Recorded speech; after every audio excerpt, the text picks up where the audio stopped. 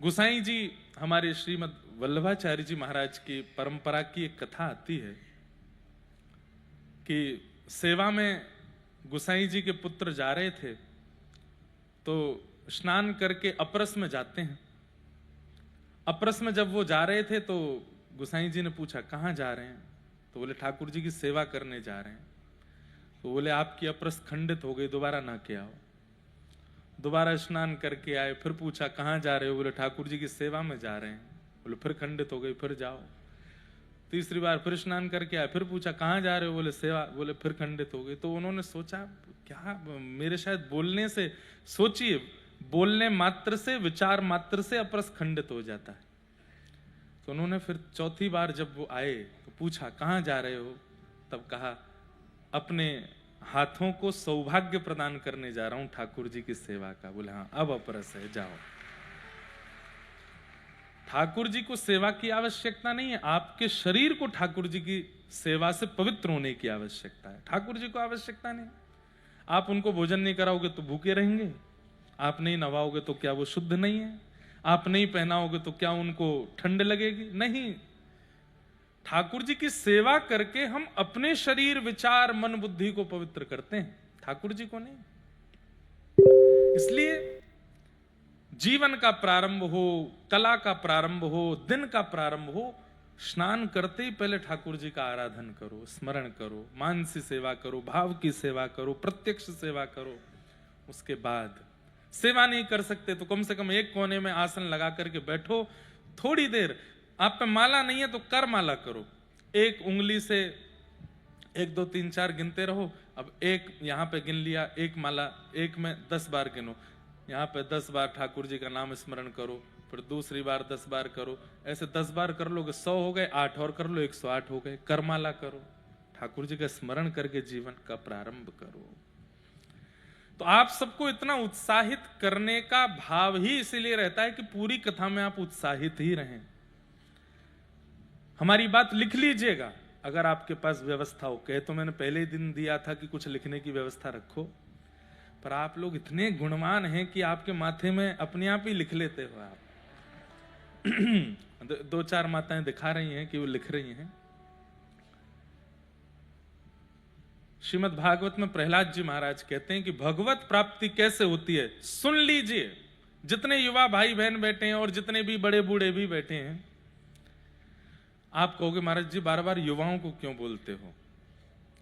क्योंकि भैया उन्हीं को, उनके पास अवसर है भगवत प्राप्ति का अभी भी। और जो बड़े बूढ़े हैं वो तो, उनके लिए तो ठाकुर जी व्यवस्था करके बैठे हैं, वैकुंठ में आ जाओ। सब तैयारी है। लेकिन युवाओं को तो यहां मिलें, इसलिए युवाओं को पहले ही हम संकेत कर देते हैं। प्रहलाद जी महाराज कह रहे हैं, प्रहलाद जी महाराज कह रहे हैं, इसका मतलब क्या समझिए, हम सब भक्तों के स्वामी, अग्रगण्य, सबसे आगे चल रहे हैं प्रहलाद जी। हम भक्तों के अग्रगण्य कह रहे हैं कि ठाकुर जी को प्राप्त करने के लिए क्या आवश्यक होना चाहिए अपने जीवन में। न दानम न तपो निज्य न शौच्यम न व्रतानि च प्रीयते मलया भक्त्या हरिरन्यद्विडम्बनम। प्रहलाद जी कह रहे हैं ना तो वो दान से मिलेंगे, आप पूरा दान कर दो। कई बड़े बड़े व्यापारी अपने व्यापार में शेयर रखते हैं ठाकुर जी का। हमारे बिहारी जी में भी, द्वारिका में भी, हमारे रणछोड़ में भी, श्रीनाथ जी में, इधर देखो, यहां देखो, ध्यान से सुनो। और अपने ये श्रीनाथ जी के पास में तो सांवलिया सेठ हैं, सांवरिया सेठ में तो यही होता है। वहां तो आधे से ज्यादा व्यापारियों ने शेयर ही दे रखे हैं ठाकुर जी को। लेकिन उनका शेयर देने के पीछे कारण क्या है पता है? जय जय, अगर शेयर गिरे तो आपके गिरेंगे, हमारे नहीं गिरेंगे। तो देख लेना भाई। देखो, वृंदावन की सेवा रीति कहती है ठाकुर जी पर आप भार मत बनिए, आप उनसे प्रेम करते हैं। हमारे वृंदावन में एक स्थान है, वहां मैं हर वर्ष 1-2 दिन की सेवा कथा की करता हूं। बहुत छोटा सा स्थान है लेकिन अति दिव्य स्थान है। स्थान का नाम है कोकिल साईं। सिंधी समाज का स्थान है, लेकिन अद्भुत स्थान है। वहां के जो हमारे पूज्य महाराज जी थे, वो बंटवारा से 2 वर्ष पहले ही भारत आ गए थे। अब आप विश्वास नहीं मानेंगे, वो भजते हैं श्री जनक लली जी को, सीता जी को, और रहते हैं वृंदावन बरसाना में। ऐसे बड़े महापुरुष हैं आज भी जो ध्यान करते हैं राघव जी का और दर्शन करते हैं राधारमण जी का। एक बाबा थे सीताराम बाबा, वो तो वृंदावन में सब जगह जाते, कुंज बिहारी लाल जी की दर्शन करने जाते तो बिहारी जी के सामने वृंदावन में खड़े होकर के बोलते, जय हो कनक बिहारी लाल की जय। कनक बिहारी जी अयोध्या में, और यहां बिहारी जी का दर्शन करते हैं, बोलते हैं कनक बिहारी। राधा वल्लभ जी जाते तो कहते जय हो श्री जानकी वल्लभ लाल की जय। राधा रमन जी जाते तो वहां जाकर के कहते श्री जानकी रमन नाथ की जय। यमुना जी को प्रणाम करते तो बोलते जय हो सरजू मैया की, क्या सुंदर निर्मल जल है। वृंदावन की रज को प्रणाम करते, जय हो अयोध्या जी की पावन रज को प्रणाम। अब उनकी भक्ति कौन समझे अंदर क्या चल रहा है। वो वृंदावन में रहते रहते राघव जी का भजन करते थे। भक्तिमती मीराबाई, पूरा विश्व जानता है कि वो कृष्ण भक्त हैं, पर भक्तिमती मीराबाई गाती हैं मेरे तो गिरधर गोपाल, गाती हूं मैं तो गोविंद रा गुण गासूं। गाती सब कृष्ण भजन है, लेकिन अंतर मन में उनके राम नाम चलता है, राघव जी का नाम गाती हैं। भक्ति किसकी कैसी है हम नहीं जानते, वो अंतर्निष्ठ भक्ति है। एक वृंदावन में एक और बाबा थे, उनसे कोई कह देता बाबा राधे श्याम तो कंकड़ उठा के मारते, कोई कहता बाबा राधे राधे तो डंडा लेके भागते, कोई कहता जय श्री कृष्ण तो गालियां देते। सब कहते बाबा क्यों मारते हो, हम तो प्रणाम ही कर रहे हैं। बोले राम राम बोलो, राम राम। बोले आप बड़े भेदभावी हो, ठाकुर जी के नाम में भेद करते हो, राघव जी का नाम विशेष बोलते हो और राधा कृष्ण पर कंकड़ मारते हो, जय श्री कृष्ण पे हमको डंडा देते हो। बोले मैं इसलिए डंडा कंकड़ मारता हूं, लोग बाग राधे राधे बोलते हैं, जय श्री कृष्ण बोलते हैं, युगल नाम नहीं बोल पाते। राम बोलने से युगल हो जाता है, रा से राधा, मां से माधव, इसलिए राम राम बोलो, राम राम बोलो। और बोले युगल नहीं तिगल होता है। बोले कैसे, राधा कृष्ण और वहां के राम जी तीनों के नाम हो जाते, राम राम बोलो। तो महात्माओं की भक्ति कहां कब कैसी है वो कौन जाने उस भाव को। तो मैं कोई विषय बता रहा था, कोई लीला, कोई कथा बता रहा था, कौन सी बता रहा था, याद दिलाओ हमको। हैं? कोकिल साईं हैं? हाँ कोकिल साईं, कोकिल साईं। तो कोकिल साईं के जो सिंधी में संतों को साईं बोलते हैं, तो वहां के जो साईं थे, वहां के जो महाराज जी थे, वो अपने युगल ठाकुर जी का किसी को दर्शन नहीं कराते थे। कोई अगर उनके पास आ जाता था, आकर के कहता, तो उसको पहले तो दक्षिणा देते। सब लोग कथा सुन लो, बीच वाली माता जी बैठ जाओ, आप किसी और को बुला रही हैं, हमारा ध्यान आप पे जा रहा है, इधर सुन लो, सब लोग सुनो। तो कोकिल साईं जी वो अपने ठाकुर जी का दर्शन किसी को नहीं कराते थे। कोई अगर उनके पास पहुंच जाता ना, तो उसको देख के वो इतने उत्सुक हो जाते, उसको बुलाते, इधर आओ, ये लो 100-200 रुपया लो, कम लग रहे हैं और दूं? नहीं नहीं हमें ये नहीं चाहिए, हमें तो दर्शन करने। बोले तू बैठ, तो 500 रुपया ले ले। बंटवारे से पहले 500 रुपया दे देते, फिर वो तो भोजन करोगे, रोटी दाल चावल सब्जी सब पवाते प्रेम से, खूब पेट भर जाता, तृप्त हो जाता, दक्षिणा भी दे दी। वो कहते महाराज जी आपने सब दर्शन तो करा दो। दर्शन नहीं कराऊंगा, इसीलिए तो तुझे धन दे रहा हूं, अन्न दे रहा हूं, लोभ दे रहा हूं कि तू भाई यहीं से लौट जा, ठाकुर जी के सामने मत जा। क्यों? बोले मेरे प्रिया प्रियतम बड़ी कृपा करके मेरे पास आए हैं, अगर तूने उनके सामने जाकर के कुछ मांग लिया तो वो संकोच में आ जाएंगे, इसलिए मैं उनके दर्शन नहीं कराऊंगा। जो चाहिए मुझसे मांग ले, उनसे नहीं मांगना। उनको विहार करने दो, उनको आराम करने दो, उनको लीला करने दो, उनको निकुंज में रस लेने दो। अरे हम संसार के लोग कर ही क्या रहे हैं, उनको निकुंज देना तो दूर की बात, उनको परेशान करते हैं, उनके सामने जाकर के सब बताने लगते हैं, ऐसा चल रहा है, वैसा चल रहा है, ये हो रहा है। बोले भैया तुझे जो शिकायतें हैं मुझे बता, तू कहे तो मैं अपनी प्रॉपर्टी तुझे दे दूंगा, लेकिन मेरे ठाकुर जी से कुछ नहीं मांगना। ऐसे थे। और उनकी छोटी सी जानकी जी थी, उन जानकी जी को वो अपनी पगड़ी में रखते थे कि कोई देख ना ले। वहां के सब महापुरुष बताते हैं कि जब साईं निकुंज में चले गए तो उनकी सब सामग्रियां हमने सजा के रखी। वो जो हाथ में बैंत रखते थे, जो छड़ी रखते थे, जो पाग पहनते थे, जो गले में पहनते थे, लेकिन महाराज जी वो सिया जी ही प्रकट होके साईं को लेके गई। वो कभी वो मिली ही नहीं, कहां गई, कहां है उनका ध्यान। तो वृंदावन की सेवा तो ऐसी है, राजी रहो, आप राजी रहो, तुम सो कछु न चय हो, मुझे आपसे कुछ नहीं चाहिए, बस आप राजी रहो, आप प्रसन्न रहो, आप निकुंज में रहो, आप सुख से विराजो। प्रेम का एक स्वरूप होता है।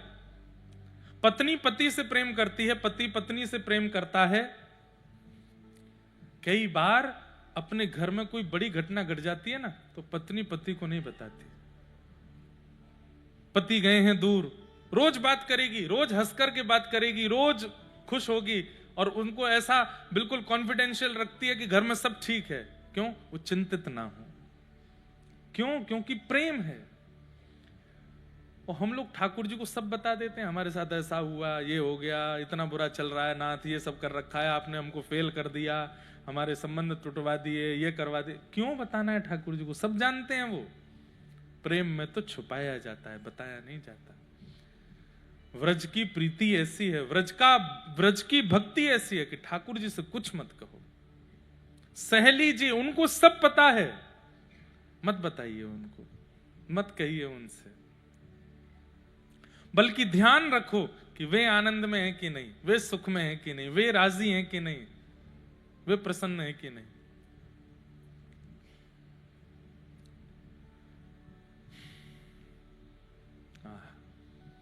तो ऐसे सब भावना है। प्रश्न तो बहुत सारे आए हैं, लेकिन एक जरूरी लगा हमको, वैसे जरूरी सबके हैं। अगर हमारा कोई परिचित या परिवार का सदस्य गलत मार्ग पर चला जाए, खान पान अपवित्र हो जाए, तो उसको सुधारने के लिए हम स्वयं भजन पूजन इत्यादि करें तो क्या वह सुधर जाएगा? अब बुखार मुझे चढ़ा है, दवाई केजरीवाल जी खा लें। महाराज जी आप बिल्कुल निश्चिंत रहो, 104 बुखार, मैं पैरासीटामोल खा के आता हूं, अभी उतरेगा आपका बुखार। अगर कोई व्यक्ति व्यभिचारी है तो प्रहलाद जी के भजन से हिरण्यकश्यप सुधर जाना चाहिए था। राम जी को देख करके मंथरा को सुधर जाना चाहिए था। सन्मुख आते ही कुंभकर्ण की बुद्धि फिर जानी चाहिए थी। इनका प्रभाव होता है, ठाकुर जी की संगति का, वैष्णवों की संगति का, किसी अन्य के भजन का प्रभाव का असर होता है, पर सामने वाला व्यक्ति थोड़ा तो रास्ता प्रदान करे उस असर को भीतर आने के लिए, तो ही होगा, नहीं तो नहीं होगा। अब वो व्यभिचार पे व्यभिचार किए जा रहा है, बुरे से बुरे काम किए जा रहा है, बिल्कुल भी तनिक भर भी उसके अंदर कोई मार्ग नहीं है, आपके सद्भाव उसके अंदर प्रवेश करें, कैसे सुधर जाएगा? आप भजन कर रहे हो और वो सुधर जाए, ऐसा नहीं होगा। हाँ, ये हो सकता है कि आपके भजन से बहुत प्रसन्न ठाकुर जी हो गए, तब ठाकुर जी आपके समेत सब पर कृपा करेंगे। फिर अकेले उस पर नहीं, सब पर कृपा होगी। जैसे नरसिंह मेहता के पूरे परिवार पर कृपा हो रही है, पत्नी पर कृपा हो रही है, जो धरती पर नहीं है पिताजी, उनका श्राद्ध तक हो रहा है। तो ऐसा जरूर हो सकता है कि आपकी भक्ति से ठाकुर जी प्रसन्न होंगे आप पे, और तब सब पे कृपा कर देंगे। लेकिन उसके लिए भजन स्थिति बहुत होनी चाहिए। लेकिन आपका भजन नित्य इसीलिए होता है, ये सुधर जाए, इसका काम सुधर जाए, इसके भावना सुधर जाए, इसके विचार सुधर जाए, और वो व्यक्ति कोई परिवर्तन ही नहीं कर रहा है, तो फिर उसका कोई लाभ नहीं है। इसके लिए तो बस ठाकुर जी से प्रार्थना करो, नाथ हम भजन कर रहे हैं, पर आप इसको सद्बुद्धि देने का प्रयास करना। उसमें भी जबरदस्ती नहीं है नाथ। अगर ये गलत मार्ग पर चल के ही हमारा भला होना है तो फिर कोई बात नहीं, लेकिन हम अपना भजन करेंगे, आपकी प्रसन्नता के लिए भजन करेंगे। भजन किस लिए होता है यह भी विशेष बात है। आप किस लिए ठाकुर जी का स्मरण कर रहे हो, इसमें भी कहीं ना कहीं स्वार्थ ही तो है कि वो सुखी हो जाए, वो ठीक हो जाए, इसलिए हम भजन कर रहे हैं। स्वार्थ लाग कर ही सब प्रीति, स्वार्थ से भजन मत कीजिए। ठाकुर जी का भजन ठाकुर जी की प्रसन्नता के लिए कीजिए। नाथ ये व्यभिचारी है, आपको इसको सुधारना हो तो सुधारना, नहीं तो हम तो भजन कर ही रहे हैं आपका, ऐसी भावना होनी चाहिए। हमने पता नहीं यहां बताया कि नहीं, कुम्मन दास जी के 7 पुत्र थे, लेकिन कोई भी उनसे पूछता था तो वो कहते थे मेरे 1.5 पुत्र हैं। कितने पुत्र? 1.5 पुत्र। 1.5 कोई पुत्र होते हैं? किसी ने कहा कुम्मन दास जी 1.5 पुत्र कैसे, या तो 1 होगा या 2 हो गए। तो बोले कि एक तो पूरा भक्त है इसलिए वो मेरा 1 पुत्र है, और एक आधा भक्त है। बोले आधा क्यों है? बोले वो सत्संग नहीं करता, कथा नहीं सुनता, गुरुजनों को प्रणाम नहीं करता, बस गौ सेवा करता है, इसलिए आधा पुत्र है। तो एक आधा पुत्र है और एक पूरा पुत्र है, 1.5 पुत्र बोलते थे। तजोरे मन हरि विमुखन को संग। अगर कोई घर का सदस्य महाव्यभिचारी हो गया है तो आपको तो हृदय से त्याग ही करना चाहिए। संग रहो पर हृदय से कहो नाथ हमने बहुत समझाया संभाला, हाँ समझाना भी चाहिए, 3-4 बार तो रोकना टोकना चाहिए, फिर भी नहीं माने तो ठाकुर जी के भरोसे छोड़ो, आप देख लेना नाथ। अगर हो सके तो इसको विवेक देना, नहीं तो कोई बात नहीं, जो हमारे जीवन में लिखा होगा वो होगा। अब आप लगे हैं उसी के नाम से भजन करने में, उसके लिए सब करवाने में, उसके लिए ठाकुर जी कहेंगे वो व्यभिचार नहीं छोड़ रहा है और तुम पूरा भजन खुद के लिए ना करके मुझे मेरी प्रसन्नता के लिए ना कर उसके लिए कर रहे हो, जानते हुए भी कि वो पापी है। ठाकुर जी को राजी करो, आपसे राजी हो गए तो सबसे हो जाएंगे, बस ये भाव रखो, ऐसा विचार करो। तो ऐसी भावनाएं हैं। आज हमें थोड़ा विलंब हुआ। आज जिस प्रांगण में हम लोग बैठे हैं, इस्कॉन का ये सुंदर प्रांगण है, वहीं बिल्कुल पंडाल में आप लोग अकेले कथा नहीं सुन रहे हैं। कम से कम कितनी गैया हैं? 200 गैया भी कथा सुन रही हैं। यहाँ गौ माता भी आज कथा का श्रवण कर रही हैं। तो आते ही हम पहले उनको प्रणाम करने के लिए गए। और गुजरात ने, हमको लगता है कि ठाकुर जी ने व्रज के बाद गुजरात को शायद इसलिए चुना कि वेद लक्षणा गौ माताओं में जो सबसे सुंदर और सबसे शुद्ध गौ माता का जो स्वरूप है गिर गाय, वो गुजरात से ही है, वो यहीं प्रकट हुई शायद ठाकुर, क्योंकि गैयान के लिए ही ठाकुर जी दौड़ते हैं। पूरे भारतवर्ष की गायों में सब पवित्र हैं, सब अच्छी गैया है, पर गिर गाय को देख करके पता नहीं क्या एक मन बड़ा प्रफुल्लित हो जाता है। उनके रूप स्वरूप को देख करके मन ऐसा करता है कि बस अद्भुत हैं। एक अद्भुत सी पवित्रता, एक अद्भुत सा आकर्षण उनके स्वरूप में है। तो शायद इसीलिए ठाकुर जी ने द्वारिका को चुना व्रज के बाद। तो आज सब गायों को वंदन करने के लिए गए। हम तो देखो एक प्रार्थना आपसे करें, ये हमारी धृष्टता है कि आज 4 दिन हो गए और हम अभी तक ठाकुर जी का दर्शन करने भीतर नहीं जा पाए। उसके पीछे कारण ये कि या तो हम नहीं बचेंगे या फिर आप में से किसी को कुछ हो जाएगा, क्योंकि इतने बेकाबू हो जाते हैं सब, और ऐसा भाव रहता नहीं कि मंदिर में, चलो ये तो कथा प्रांगण है, वहां अगर अब व्यवस्था हो गई तो ठाकुर जी बहुत दंड देंगे। बोले तो कौन ने बुलाया, तू अपनी कथा करके निकल जा, हमारे निकुंज में आके काय को उधम मचा रहो। आज अगर आप लोग अनुकूलता समझे, आज तो चलो कृष्ण जन्म में, कल हमारी थोड़ी अनुकूलता समझ के हमको थोड़ा दर्शन करने दीजिएगा भीतर जाके, तो हमको सुख लगेगा। नहीं तो यही लगेगा प्रांगण भी प्रयोग में लिया, कथा करी और ठाकुर जी को देखा ही नहीं, निहारा ही नहीं। बहुत सुंदर यहाँ सेवा है, गैयाओं की इतनी अद्भुत सेवा यहाँ चल रही है। सबको हम बारंबार प्रणाम करते हैं, वंदन करते हैं और आज के प्रसंग में प्रवेश करते हैं। प्रसंग हमने कल कहा था कि भगवान ने उत्तरा के गर्भस्थ शिशु की रक्षा की। तत्पश्चात ठाकुर जी ने कहा कि भाई देखो अब सब कुछ ठीक हो गया, पांडवों महाभारत युद्ध जीत गए, उत्तरा के बालक पर ब्रह्मास्त्र चल रहा था वो भी शांत हो गया, द्रौपदी के 5 पुत्रों का वध हुआ, उसके दोषी को भी सजा मिल गई। अब मुझे आज्ञा दो, अब मैं द्वारिका जाऊं।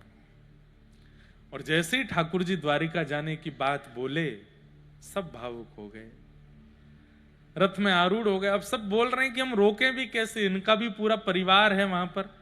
और ठाकुर जी को कोई रोकने भी जाता तो बोले भाई क्यों रोक रहे हो? बोले कि रुक जाओ, हमारे तेरी तो एक पत्नी है, मेरी तो 16,108 है, और हर पत्नी के ये इतने बालक सब मेरी बात निहार रहे हैं, सब पिता को देखे बिना बेचारे विचलित हो रहे हैं।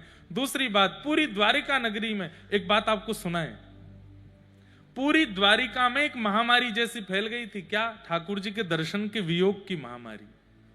इतनी याद आ रही है सबको ठाकुर जी की, तो रुक्मणी जी ने पत्र लिखा है ठाकुर जी को कि आप जल्दी पधारो, नहीं तो द्वारिका जीवित नहीं बचेगी। तो ठाकुर जी बाध्य हो गए कि अब मुझे जाना है। कुंती ने भगवान की स्तुति गाई, बहुत सुंदर है, लेकिन उसके विस्तार में गए तो कृष्ण जन्म नहीं हो पाएगा। कुंती जी ने स्तुति गाई, ठाकुर जी स्तुति सुन के उन पर कृपा करके जैसे ही आगे निकले, तभी देखते हैं कि युधिष्ठिर रोने लगे। कई बार बंधुओं, व्यक्ति का रुदन बता देता है कि किस कारण से रो रहा है। कोई व्यक्ति आपकी याद में रो रहा है, कोई व्यक्ति दर्द में रो रहा है, कोई व्यक्ति परेशानी में रो रहा है, कोई व्यक्ति चिड़चिड़ापन में रो रहा है। उसके रोने का तरीका बता देता है, हंसने के तरीके बता देते हैं कि व्यंग में हंस रहा है, प्रसन्नता में हंस रहा है, कि बनावटी हंस रहा है। हमारे पूज्य पिताजी कहते हैं कि व्यक्ति का मुखमंडल उसकी पूरी पहचान है। नेत्र, नासिका और मुस्कान, ये तीनों बता देते हैं कि व्यक्ति चिढ़ा हुआ है, प्रसन्न है, भक्त है, अभक्त है, स्वार्थी है, निस्वार्थी, सब पता चल जाता है।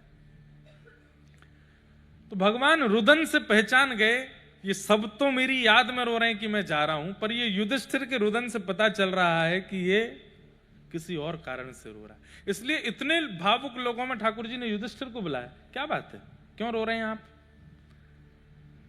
युधिष्ठिर जी ने तुरंत कारण बताया। बोले मैंने कितनी माताओं को विधवा कर दिया, मैंने कितने बालकों को अनाथ कर दिया। अगर मैंने महाभारत युद्ध ना किया होता तो इतनी माताएं प्रसन्न होती, इतने बालक अपने पिता की गोद में बैठे होते। मैंने अपनों को मार दिया। अरे कौरव कौन है? मेरे अपने ही तो थे, मेरे गुरु ही तो थे, मेरे बड़े ही तो थे, सबको मार दिया मैंने। अब मुझे नरक जाने से कोई नहीं रोकेगा। ठाकुर जी बोले अविश्वास, छाया बनकर के मैं खड़ा हूं साथ में, फिर भी रो रहा है। छाया बनकर के पग पग पर, अरे मैं सुदर्शन चक्रधारी अपना सुदर्शन रख करके रथ हाँक रहा हूं अर्जुन का, तब भी इसको मुझ पे भरोसा नहीं है। अब भी इसको यह भय लग रहा है कि ये बंधुओं उन सबको बोली जा रही है बात जो ठाकुर जी की सेवा करते हुए भी अपने जीवन में आने वाली परिस्थितियों से रोने लगते हैं। ठाकुर जी कहते हैं महल छोड़ करके तेरे घर की एक छोटे से कोने में बैठा हूं मैं, किसके लिए? तेरे लिए, और तू फिर भी रो रहा है, क्योंकि अविश्वास है मेरे प्रति। इसलिए बंधुओं, ठाकुर जी पर मैंने पहले दिन ही कथा में कहा, ठाकुर जी से बलवान दुनिया में कोई नहीं है सिवाय अविश्वास के। अविश्वास आते ही ठाकुर जी भी बैक स्टेप ले लेते हैं, पीछे हो जाते हैं, अब तू संभाल ले अपने आप को। हम ये नहीं कहते कि हाथ पे हाथ धरे बैठे रहो, जीवन में आने वाली परिस्थिति से जूझिए, लड़िए, दिमाग लगाइए, जो कर सको करिए, पर विचलित मत होइए। कई बार टूट जाते हैं, हम भी टूट जाते हैं अपनी परिस्थितियों से, आप भी टूटते हैं, पर तुरंत संभालिए। ठाकुर जी बैठे हैं ना, सब मंगल करेंगे, इसमें मेरा मंगल ही होगा। इसीलिए आप मान लीजिए अमंगल कार्य भी अगर होगा और आपने ये सोच लिया कि नहीं ठाकुर जी ने इसमें मेरा मंगल सोचा है, तो वो मंगल ही होगा। विश्वास अमंगल को मंगल में परिवर्तित कर देता है। जानकी नाथ सहाय करे जब, कौन बिगाड़ करे नर तेरो। जानकी नाथ सहाय करे जब, कौन बिगाड़ करे नर तेरो। और जानकीनाथ सहाय करते कब हैं? जब व्यक्ति का आंख नाक कान सब बंद करके भरोसा है ठाकुर जी पे, ये सब संभाल लेंगे। ठीक है, गिरावटें आ रही हैं, मुश्किलें आ रही हैं, परेशानियां आ रही हैं, कोई बात नहीं, इसमें कोई मंगल ही होगा मेरा। बंधुओं, अति पीड़ा ही अंत में सुख देके जाती है। ऐसे ही जीवन में आने वाली अति विपत्ति ही जाते जाते बहुत सुख देके जाती है। बस प्रतीक्षा करे और विश्वास रखे, भरोसा ना टूटने दे। ठाकुर जी ने देखा, युधिष्ठिर तूने एक बार भी यह विचार नहीं किया कि मेरे साथ खड़ा कौन है। द्वारिकाधीश तेरे बगल में खड़े हैं, तुम्हारी भोजन थाली में अपनी थाली ठाकुर जी अलग से नहीं लगाते हैं, युधिष्ठिर आदि की थाली में से बैठ के पाने लगते हैं। तब भी तुझे रोना आ रहा है, तब भी तुझे अविश्वास हो रहा है, तभी तुझे चिंता हो रही है, क्योंकि मेरे प्रति अविश्वास है। आप इस अविश्वास को दूर कीजिए ना, जैसे अर्जुन का दूर किया था, वैसे मेरा भगवान बोले यही काम है मुझ पे। उसको ज्ञान दिया, अब तुझे दूं, तो फिर तेरे बाद नकुल सहदेव रोएंगे, फिर उनको सुनाऊं, फिर कुंती रोएगी, फिर उसको बताऊं। हम एक ही बार बोलते हैं और संकेत में बोलते हैं, जिसको समझना है एक बार में समझ ले, दोबारा दोहराता नहीं मैं। तो बोले फिर मेरा अविश्वास कैसे जाए? बोले कि मैं एक बार बोलता हूं, फिर मेरे भक्त बार बार बोलते हैं। एक मेरा भक्त है, वो तेरे अविश्वास को दूर करेगा। कौन? बाणों की सैया पर लेटे हैं भीष्म पितामह। चलो, और एक बात और, भीष्म पितामह को इच्छा मृत्यु का वरदान है। जब तक उनकी इच्छा नहीं होगी मर नहीं सकते, चाहे बीच से अलग हो जाएं। तो मृत्यु देवी सामने खड़ी है भीष्म पितामह के, और भीष्म पितामह से कह रही है मैं आऊं। भीष्म पितामह कह रहे हैं खबरदार, खड़ी रहे, बिल्कुल आना नहीं। कब तक नहीं आना? बोले जब तक श्याम सुंदर मेरे सामने ना आ जाएं, मैं उनको रूप को ना निहार लूं, अपने मन के भाव उनके चरणों में ना कह दूं, वो मुझे देख ले, मैं उनको देख लूं, तब तक हे मृत्यु देवी आना नहीं। बंधुओं, ऐसी इच्छा मृत्यु हर वैष्णव को रखने की छूट है। आप आज से एक नियम बना लीजिए, हम ठाकुर जी से कुछ नहीं मांगेंगे, लेकिन एक बात मांगेंगे, क्या? कि नाथ, जब तक आप मेरे सामने आ ना जाओ, मृत्यु मेरा स्पर्श ना करे। मृत्यु आए ही तब जब आपके दर्शन हो जाएं। ये नित्य मांगना प्रारंभ कर दो। हनुमान जी से मांगो, शंकर जी से मांगो, अंबे मैया से मांगो, ठाकुर जी से मांगो, संतों से मांगो, वैष्णवों से मांगो। बोले जीवन में सुख दुख कर्म ये सब मैं निर्माण कर लूंगा, मेरा अंत मेरे हाथ में नहीं है, वो ठाकुर जी के हाथ में। इसलिए मैं अंत मांगता हूं कि ठाकुर जी की सन्निधि में अंत हो मेरा, और मुझे कुछ नहीं चाहिए। हम धन मांगते हैं ठाकुर जी से, ठाकुर जी कह रहे हैं पाम दिए, हाथ दिए, बुद्धि दिए, कमा ले। हम सुख मांगते हैं ठाकुर जी से, ठाकुर जी कह रहे हैं सब कुछ है तेरे पास, अपने आप निर्माण कर ले। सब कुछ निर्माण करने की सामर्थ्य हम सबके पास है, लेकिन अपने अंत को निर्माण करने की सामर्थ्य हमारे पास नहीं है। बहुत बड़ा डांसर था विश्व का, उसने अपने शरीर को सुंदर बनाने के लिए खूब कुछ किया, करोड़ों रुपया खर्च कर दिए, डॉक्टरों को बुला करके 24 घंटे एम्बुलेंस साथ में ही रखता था, लेकिन मृत्यु को टाल नहीं पाया। लोग कहते हैं वो सबसे शक्तिशाली देश है, वहां का राष्ट्रपति भी बुलेट प्रूफ गाड़ी में ही चलता है। क्यों? उसको पता है मृत्यु मेरे वश में नहीं है। लेकिन हरि नाम कहने वाले, राम नाम कहने वाले, ठाकुर जी का गुणगान कहने वाले कह सकते हैं कि मृत्यु भी मेरे वश में है, मैं चाह जाऊं तो तभी मेरी मृत्यु होगी। कितने नाम गिनाऊं आपको?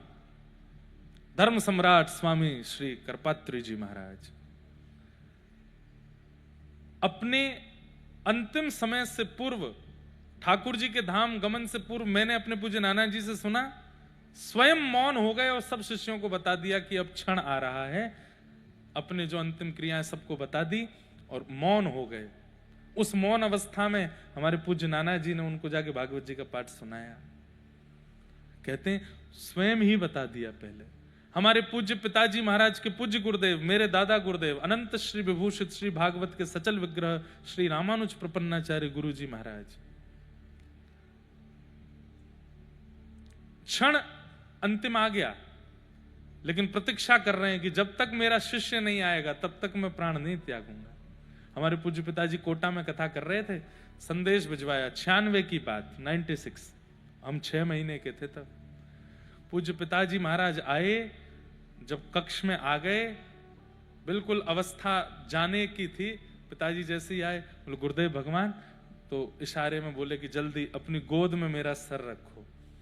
गोद में सर रखे, बोले भागवत जी के श्लोकों का गान करो। पिताजी जिनको पढ़ाया गुरुजी ने, उनसे जब भागवत जी के श्लोक सुने, तब श्री कृष्ण गोविंद हरे मुरारे, हे नाथ नारायण वासुदेव कह करके भगवत धाम को प्रस्थान किया। हमारे पूज्य नाना जी एक दिन पहले ही पूरी योजना बता दी कि जब मेरे प्राण जाएं तो ऐसा ऐसा करना, सारी व्यवस्थाएं करवा करके अगले दिन ही चले गए। मैं तो इस बात को प्रमाणित मान चुका हूं कि अगर भक्त चाह ले, अपनी भक्ति के प्रभाव से इच्छा मृत्यु प्राप्त कर सकता है। पर इच्छा मृत्यु यह नहीं होनी चाहिए कि मेरे प्राण दुबई में निकले जूस पीते हुए, मेरे प्राण बंबई में साइड सीन देखते हुए, अपने प्रिय क्या बोलते हैं उसको, अभिनेता को देखते हुए प्राण जाएं, वो वाली पिक्चर देखते हुए, ये खाते हुए, आहा महाराज श्रीखंड की चम्मच अंतिम मुख में जावे और मुंह में घुल रहे हो तभी प्राण निकल, ये सारे अंतिम, ये भोग वस्तुओं के साथ में अंतिम इच्छा मत रखिएगा। श्री गंगा जी का तट हो, यमुना का वंशीवट हो, मेरा सांवरा निकट हो, जब प्राण तन से निकले, पीतांबरी कसी हो, मुखड़े पे एक हंसी हो, छवि मन में ये बसी हो, जब प्राण तन से निकले। इतना तो कहना स्वामी, जब प्राण तन। मेरी प्रार्थना मान लीजिए, अपनी नित्य की दिनचर्या के प्रारंभ में जो आप अपनी आराधना करते हैं, ठाकुर जी की सेवा करते हैं, उनमें आप ठाकुर जी से प्रार्थना करते हैं कि नाथ मुझसे कोई अपवित्र क्रिया ना हो, मेरा दिन अच्छा जाए, मंगल जाए, सब बातें कहते हैं। अंत में एक बात और कहा कीजिए, नाथ जब प्राण जाए ना, उस समय कैसे भी करके वृंदावन हम पहुंच जाएं। हम वृंदावन में हो, यमुना जी के तट पर बैठे हो, खूब सुंदर प्रसाद पाली हो, गिरिराज जी की परिक्रमा हो गई हो, राधा रमण लाल, राधा वल्लभ लाल, श्री बिहारी जी चित्त में विराजमान हो, और वैष्णव रसिक संत हमारे सामने बैठे हो, उत्ताल कीर्तन चल रहा हो, हरे कृष्ण कृष्ण कृष्ण हरे हरे, हरे राम राम राम हरे हरे, युगल नाम चल रहा हो, राधे कृष्ण, और वो कानों से प्रवेश कर रहा हो, कानों से हरि नाम जा रहा हो, नेत्रों से दर्शन जा रहे हो, मुख से प्रसाद जा रहा हो, रोम रोम में ब्रज की रज जा रही हो, और उसी समय नाथ हमारे प्राण निकल जाएं, बस ये चाहिए हमें। नित्य मांगिए। अच्छा, रोज बदल मत देना, हर दिन बदलाव मत कीजिए इच्छा मृत्यु में। नहीं नाथ वृंदावन दूर है, डाकोर जी में ही चले जाएं, द्वारिका में ही हो जाएं। नहीं, एक निर्माण कर लीजिए कि प्राण जाएं तो ऐसे जाएं, और बस उसी की प्रतीक्षा करिए। रोज रट लगाइए ठाकुर जी से, ऐसे जाने प्राण। तो युवा भाई लोग ये ना सोचें कि अभी तो महाराज जी जीवन शुरू हुआ, तुम प्राण जावे की बात सिखा रहे हो। देखो भैया, बचपन से रट लगाओगे तो शायद 55 में जाकर के आपकी सुन ली जाएगी। 55 में रटना शुरू करोगे तो फिर शमशान में ही जाके सुनी जाएगी। इसलिए बचपन से ही बोल लो। ये भी प्रहलाद जी महाराज कहते हैं, कौमारा चरेत प्राज्ञो धर्मान भागवतान यह। कुमार अवस्था से ठाकुर जी से बात करना शुरू कर दीजिए, अपनी भावनाएं बताना शुरू कर दीजिए, अपनी भगवत इच्छाएं बताना शुरू कर दीजिए कुमार अवस्था से। कुमार अवस्था युवा से पहले वाली होती है, जब थोड़े थोड़े रेशे आने शुरू होते हैं, उसको कुमार अवस्था कहते हैं। तब से ही लग जाओ। कुमार निकल गई है तो युवा से लग जाओ भैया, वृद्ध तक मत आने दो बात को, कुमार अवस्था से ही लग जाओ। तो ठाकुर जी बोले, हे युधिष्ठिर जी, अब तो भीष्म पितामह ही ज्ञान देंगे आपको, चलो।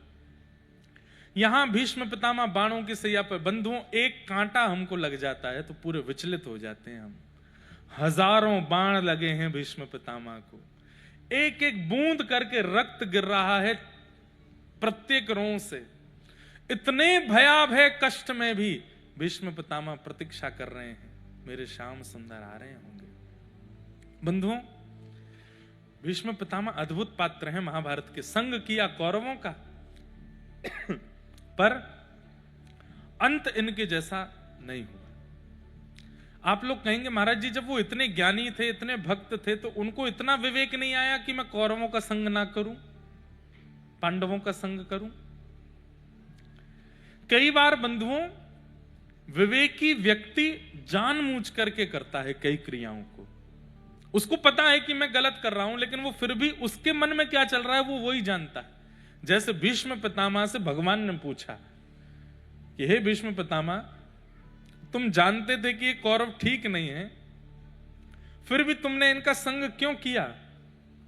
ये कौरव उचित नहीं है, फिर भी तुमने इनका साथ क्यों दिया? अरे इन्होंने द्रौपदी को निर्वस्त्र किया था भरी सभा में, ऐसे लोगों का तुमको साथ देना चाहिए?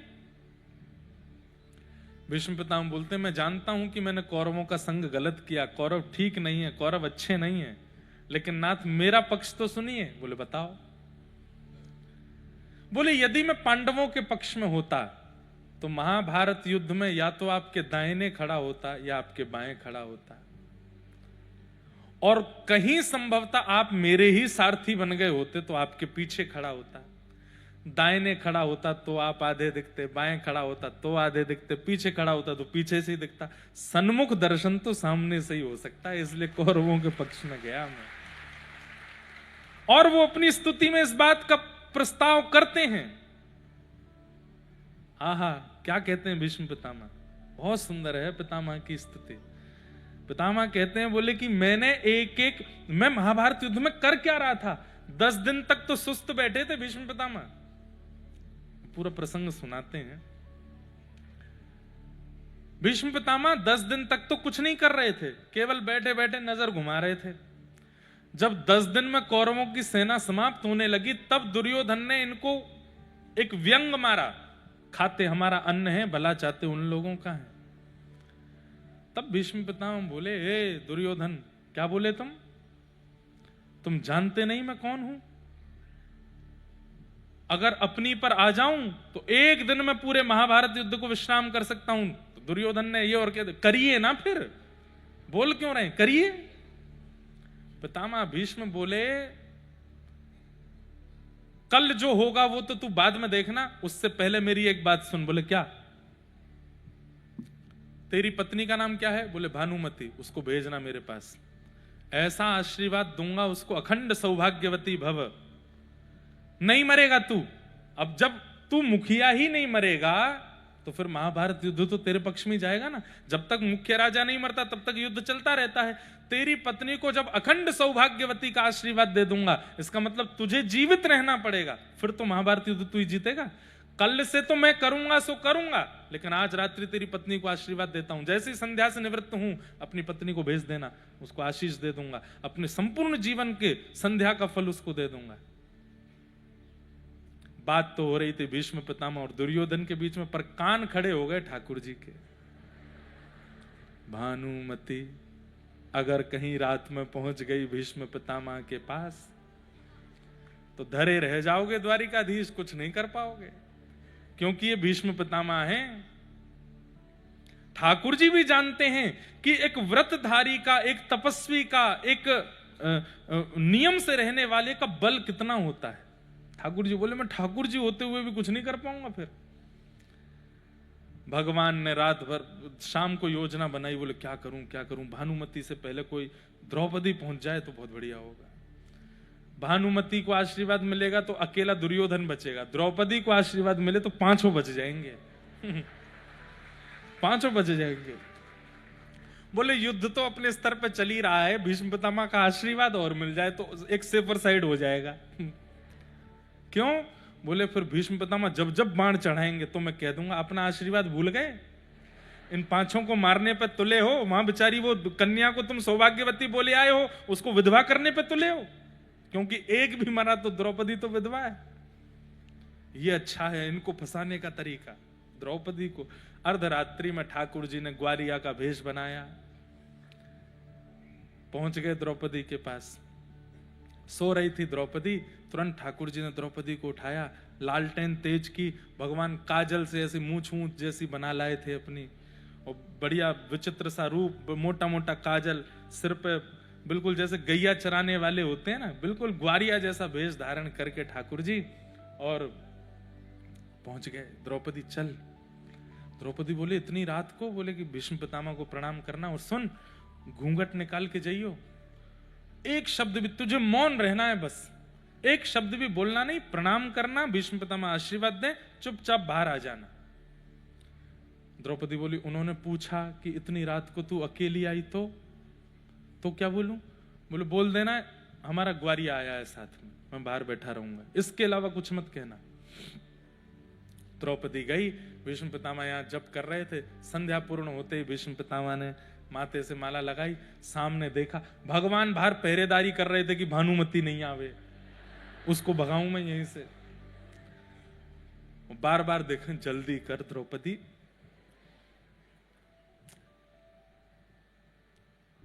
कितना प्रेम करते हैं ठाकुर जी अपने भक्तों से, क्या क्या कर देते हैं। और आपको बताऊं, एक प्रसंग तो ऐसा भी आता है कि द्रौपदी को चलने में देरी हो रही थी, तो ठाकुर जी क्यों नहीं चल पा रही? तो वो बोलती कि मैं ऐसी जूती पहन के आई कि इसमें तेज नहीं चल सकती। तो ठाकुर जी बोले पैर उठा, उसकी दोनों जूतियां उठा करके ठाकुर जी ने अपने बगल में दबा ली, बोले अब चल। और ठाकुर जी ऐसे ही बैठे हैं बाहर, द्रौपदी की जूतियों को संभाल करके बैठे हैं। किस लिए? प्रेम करते हैं भक्तों से, बहुत प्रेम करते हैं। बंधु हम कुछ प्रेम नहीं करते ठाकुर जी जितना हमसे प्रेम करते हैं। बाहर खड़े हैं, भीतर द्रौपदी को जैसे ही घूंघट में बैठी थी, अब उनको क्या पता ये भानुमति की द्रौपदी, तुरंत आ गई भानुमति, रुक जा, हाथ में जल ले करके, और मैंने जीवन में जितना भी ब्रह्मचर्य मेरे पास है, जितना भी मैंने संध्या वंदन आदि जो भी मैंने यज्ञ अनुष्ठान किए, उन सब का फल मैं इस कन्या इस बालिका को देता हूं। अखंड सौभाग्यवती भव, तुम्हारा पति अजर अमर हो जाए। भीष्म पितामह कह रहा है ब्रह्मा भी चाहेगा तो उसका वध नहीं कर पाएगा, वो सशरीर चाहेंगे तो स्वर्ग जा सकते हैं, वो सशरीर चाहेंगे तो पृथ्वी से जा सकते हैं, मृत्यु भी उनको नहीं मार पाएगी, मेरा आशीर्वाद है तुझे। जैसे ही सुना, द्रौपदी बोली ये उम्मीद नहीं थी मुझे, भीष्म पितामह ये आशीर्वाद देंगे, ये तो मेरे पांचों के प्राण खाने में सबसे आगे रहते हैं, पांचों के पीछे रथ इन्हीं का दौड़ता है, और ये कह रहे हैं अखंड सौभाग्यवती भव। थोड़ा इनको जिम्मेवारी समझा दूं इनकी। फिर तुरंत द्रौपदी ने अपना घूंघट उठाया। तो याद रहे पितामह, पांचों में से एक को खरोंच भी नहीं आनी चाहिए। पितामह ने जैसे ही देखा, द्रौपदी तू कहां से आई भीतर? मैंने तो भानुमति को बुलाया था। अच्छा, और मैं आ गई तो इसमें कुछ बुराई है? पितामह मैं बहुत छोटी हूं, पर इसको आप नियति नहीं समझेंगे कि भानुमति को आना था और अचानक मेरे मन में इच्छा आ गई और मैं आशीर्वाद लेने आ गई। शायद परमात्मा भी चाहता है, प्रकृति भी चाहती है कि विजय पांडवों की हो, इसीलिए तो मुझे आशीर्वाद मिला। भीष्म पितामह के नेत्र सजल हो गए। बोले मन से तो मैं क्या हूं ये प्रकृति जानती है, मैं रह भले ही कौरवों के पक्ष में रहा हूं, लेकिन अब विजय तो पांडवों की होगी, कोई नहीं हरा सकता। द्रौपदी बोली अच्छा मैं चलती हूं। जैसे ही द्रौपदी जाने लगी, पितामह भीष्म रुको रुको रुको, तुम अकेली आई हो यहां पे? द्रौपदी बोली अब फंसी। नहीं अकेली तो नहीं आई हूं, ग्वारिया। ग्वारिया? हम भी तो देखें ऐसा कौन सा ग्वारिया जो शेर के बाड़े में आ गया, जरा बाहर तो चलो। भीष्म पितामह के सामने बोलने की जरूरत नहीं करता कोई, और रात्रि में द्रौपदी को लेकर के आ गया। ये कोई ग्वारिया बहुत बुद्धिमान लगता है। आप बड़े आदमी हैं, आप ग्वारिया से मिलते अच्छे लगे, यहीं बैठे रहो। आप कहाँ? नहीं नहीं नहीं, मुझे लेके चलो। तेरे मन में रात में ही आशीर्वाद लेने की इच्छा क्यों प्रकट हुई? दिन में भी आ सकती थी। बाहर जाकर के देखा तो दोनों जूती दबाए ठाकुर जी बैठे। भीष्म पितामह बोले, कहां है ग्वारिया? 2 पटक तो ठाकुर जी को वहीं लगी। बोले, अब गए। इधर हैं साहब जी? बोले, इधर आ। ठाकुर जी समीप आए, लालटेन ऊपर करके तेज की लौ। द्रौपदी, ये ग्वारिया देखा देखा सा लगता है कहीं। पगड़ी उतारो अपनी। जैसी पगड़ी उतारी, घुंघराले केश ठाकुर जी के खिल गए। मोर पिछ जो दबा हुआ था पाग के अंदर, वो प्रकट हो गया। भीष्म पितामह ने अपने उपरना से वो मूछ मूछ बना के आए थे, सब मिटाई। आहा, अब देखो, जब मुख्य किरदार मंच पर आता है ना, तो सामने लाइटमैन तुरंत फोकस डालता है उस पर। चंद्रमा तो था द्वितीया का, लेकिन ठाकुर जी की छवि अंधेरे में दिख नहीं रही थी, तो पूर्णिमा प्रकट हो गई, तुरंत ठाकुर जी को दिखा दिया। भीष्म पितामह ने देखा तो ये है तेरा ग्वारिया सखा है, छलिया कपटी माखन चोर,